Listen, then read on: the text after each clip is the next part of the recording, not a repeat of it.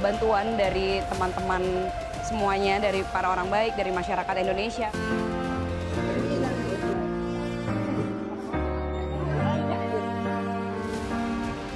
Bencana Sumatera jadi pelajaran mahal bagi Indonesia. Kita kembali diperingati betapa pentingnya hutan dan pohon di dalamnya. Pohon bukan sembarang pohon, tapi pohon yang bisa membantu menahan air hujan. Adapun berdasarkan hasil kajian Satgas PKH dan hasil analisa Pusat Riset Interdisipliner ITB, diperoleh temuan terdapat korelasi kuat bahwa bencana banjir besar di Sumatera bukan hanya fenomena alam biasa, melainkan terarah pada alih fungsi lahan yang masif di hulu sungai daerah aliran sungai yang bertemu dengan curah hujan yang tinggi, sehingga dampak hilangnya tutupan vegetasi di hulu daerah aliran sungai yang menyebabkan daya serap tanah berkurang. Aliran air permukaan meningkat tajam, hujan ekstrim, dan banjir bandang akibat volume air meluber ke permukaan. Sampaikan keterkaitan dengan bencana banjir bandang yang terjadi di wilayah Aceh, Sumatera Utara, dan Sumatera Barat. Satgas PKH telah melakukan identifikasi dengan temuan yakni sejumlah besar entitas korporasi dan perorangan terindikasi kontribusi terhadap bencana bandang, dan Satgas PKH telah melakukan klarifikasi terhadap 27 perusahaan yang tersebar di 3 provinsi tersebut.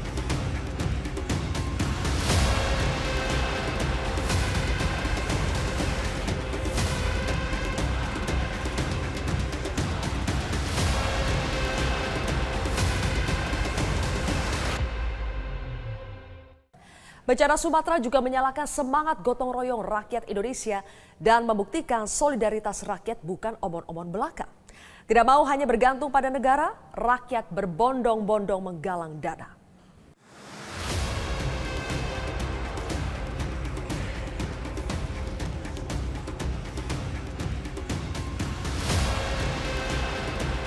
Hanya saja, kadang semangat ini terusik dengan pernyataan-pernyataan blunder pejabat publik yang nir empati.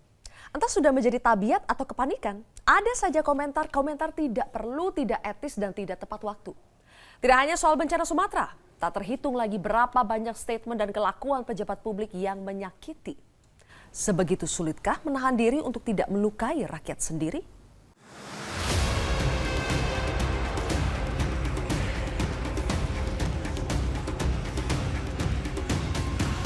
Tahun sudah berganti. Sekali lagi, semoga Indonesia berbenah diri.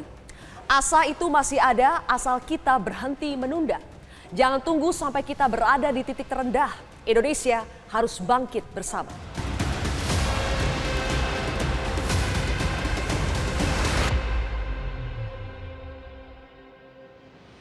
Pak JK, saya ingin bergeser sedikit ke suatu hal lain yang juga cukup penting sebetulnya, Pak. Persoalan komunikasi pemerintahan saat ini.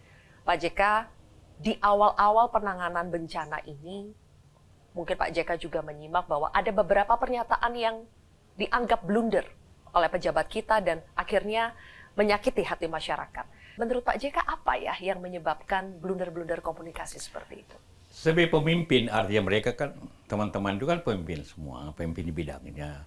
Ya harus bijaksana lah. Dalam keadaan ini, masyarakat ini kan stres, ya, menderita dan stres. Jangan diberikan informasi yang menyakitkan hati. Nah, bisa bergejolak itu masyarakat itu yang kesulitan makan, kesulitan tempat tidur, kesehatan, kemudian timbul kata-kata yang kurang pantas, tambah menyakitkan dia. Hati-hati itu.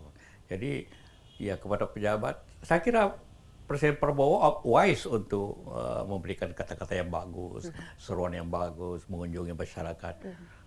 Ini bahwa inilah, karena itulah saya bilang sekali lagi, harus ada pejabat tinggi yang tinggal di Banda Aceh. Ada yang tinggal di, walaupun gubernur, ada, tapi mengatur bantuan yang diberikan oleh pusat. Ya, mengatur bekerjasama dengan gubernur. Ini dibawa kemana? Kan yang mengetahui kebutuhan itu kan Pemda. Oh, di sini yang banyak. Tapi yang kita dari Jakarta sudah yang ngatur.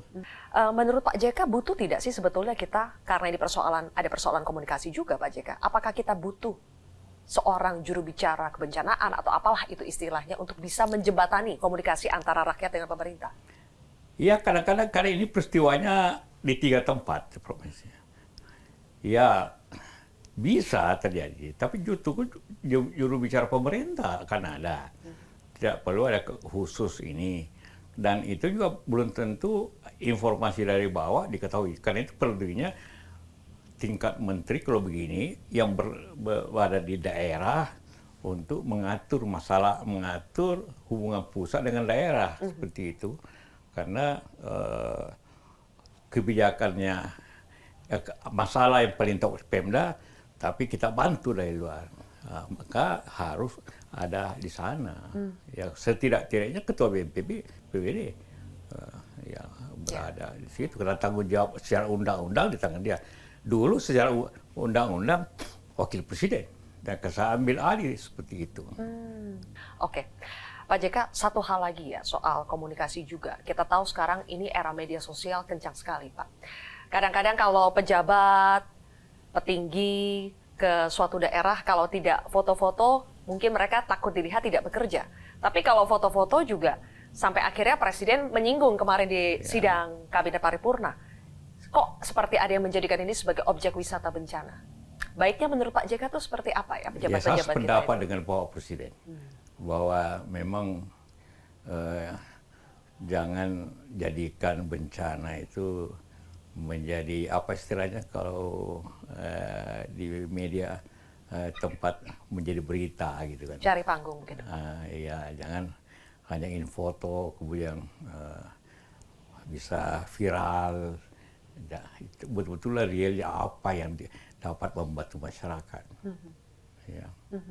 Oke. Terakhir, Pak JK, memasuki tahun 2026, ada banyak sekali pelajaran yang kita ambil di 2025, baik itu soal penanganan bencana maupun komunikasi antara pemerintah dengan rakyatnya. Menurut Pak JK, kunci supaya Indonesia bisa melewati masa-masa sulit, tantangan tidak mudah, Pak. Ada gejolak ekonomi global dan juga dalam negeri. Kita ada di era bonus demografi, tapi tantangan juga semakin banyak. Kuncinya menurut Pak JK supaya kita bisa survive dan melewati semua ini apa, Pak JK? Iya, tentu kita harapkan Presiden mengambil tindakan yang baik, kebijakan yang baik, polisi yang baik, dan di bawahnya para menteri juga memberikan laporan yang tepat gitu. Jangan ditambah-tambahin sehingga hanya untuk bikin senang Presiden. Tapi betul-betul laporan yang apa adanya, supaya Presiden mengambil kebijakan yang tepat. Kadang-kadang di situ letak masalah, karena laporannya tidak sesuai dengan keadaan. Karena dan itu. Tapi bagaimanapun, Aceh, Sumatera Utara, Sumatera Barat, bagian Republik ini yang mengalami kesulitan pada sekarang ini, bukan hanya pemerintah. Masyarakat juga harus bersama-sama. Dan itu kita alami di PMI. Begitu banyak masyarakat yang menyumbangkan dana, menyumbangkan.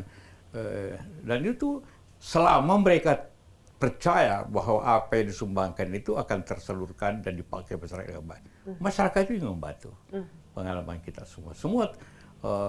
Dan kita lakukan juga PMI itu sepenuh hati, betul melihatnya di mana bencananya, masalahnya apa, ada istilahnya assessment kita pelajari dulu cepat apa yang terjadi, di mana terjadi, kenapa terjadi. Ya seperti yang terakhir, apa yang terjadi, kenapa pengungsi banyak? Karena rumahnya kotor. Jadi sederhana sebenarnya. Kalau rumah kita bersihkan dalam waktu rumah tempat umum, maka orang akan balik ke rumah, ekonomi akan jalan kembali. Saya yakin kalau kita bekerja 6 bulan selesai. 6 bulan selesai. Oke. Kuncinya harus informasi, data yang diperoleh dari lapangan harus akurat supaya karena dari situ kita bisa mengambil keputusan yang tepat. Kemudian juga masyarakat harus bergotong royong membantu saudara-saudara kita di Sumatera untuk melewati ini, dan semuanya harus bekerja keras untuk bisa memulihkan Sumatera dan juga wilayah-wilayah lainnya. Pak JK, terima kasih. Sehat selalu untuk Pak JK. Terima kasih sama-sama. Ya. Tapi kalau orientasinya hanya sekedar tampil, itu lain masalah, lain hal itu. Yang kemudian dilakukan ya aneh-aneh jadinya, kita lihatlah. Ada yang ya macam-macam lah. Nah, jadi hal-hal yang sifatnya apa ya, gimmick. Rakyatnya sekarang sudah cerdas. Buat mereka yang penting adalah anak saya bisa saya kasih makan nggak? Ya.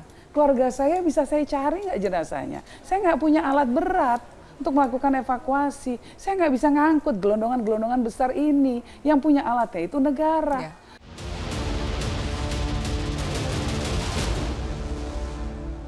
Jelajahi cara baru mendapatkan informasi. Download Metro TV Extend sekarang.